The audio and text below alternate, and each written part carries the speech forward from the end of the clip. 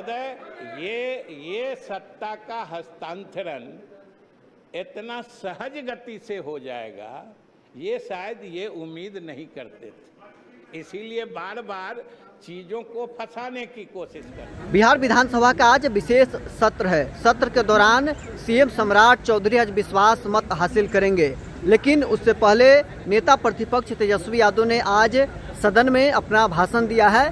इसके बाद deputy CM Vijay Kumar Chaudhary खड़ा होकर तेजस्वी यादव पर पलटवार करते हैं और विजय चौधरी ने साफ शब्दों में कहा कि विपक्ष के लोगों को सत्ता का हस्तांतरण पच नहीं रहा है। जिस तरीके से एक मुख्यमंत्री पद छोड़कर राज्यसभा चले जाते हैं और बिहार में नई सरकार बनती है, दूसरी पीढ़ी को मौका दिया जाता है, ये विपक्ष के लोगों को पच नहीं रहा है। क्या कुछ डिप्टी सीएम विजय कुमार चौधरी का कहना है, छोड़ जाते हैं आपको इस वीडियो के साथ। आज इस सदन में वो दूसरे सदन में चले गए हैं, इस सदन में तो सिर्फ उनकी यादें हैं, स्मृतियां हैं, भावनाएं हैं, संवेदनाएं हैं महोदय।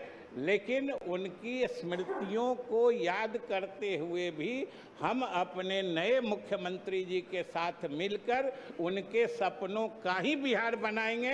हम बिहार की जनता को महोदय आश्वस्त करना चाहते हैं।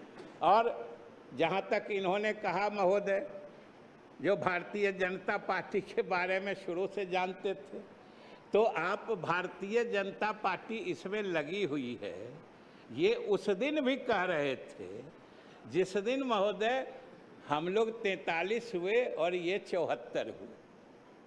और ये इनकी उदारता थी महोदय। हमारे नेता ने भी, हम लोग साक्षी रहे महोदय, हमारे नेता ने भी कहा कि हमारी संख्या कम है, इसलिए आप सरकार बना लीजिए, हम लोग आपके साथ रहेंगे। हम लोग भी मौजूद थे। लेकिन ये भारतीय जनता पार्टी की उदारता थी, जिसने हमारे नेता को सम्मान देते हुए उसने कहा कि नहीं, नेता आप हैं, आपके नाम पर हम लोग ये आए। अब कुछ इन लोगों को सालने वाली बात है महोदय कि ये सत्ता, ये महोदय, ये सत्ता का हस्तांतरण इतना सहज गति से हो जाएगा, ये शायद ये उम्मीद नहीं करते थे। इसीलिए बार बार चीज़ों को फंसाने की कोशिश करते थे महोदय। यह भी इतिहास रचेगा कि इतना सहज गति से सत्ता का अगली पीढ़ी में स्थानांतरण, ये अपने आप में मिसाल है जिसको सीमलेस ट्रांजिशन कहते हैं। ये किसी ने सोचा नहीं था और ये हमारे नेता के उदारता का प्रमाण है कि वो बराबर कहते रहे हैं कि हमने 20 साल सेवा की है और उनकी सेवा की गवाही पूरा बिहार दे रहा है। लेकिन अब हम इन लोगों को मौका देना चाहते हैं। ये तो उनकी उदारता है, महानता है महोदय।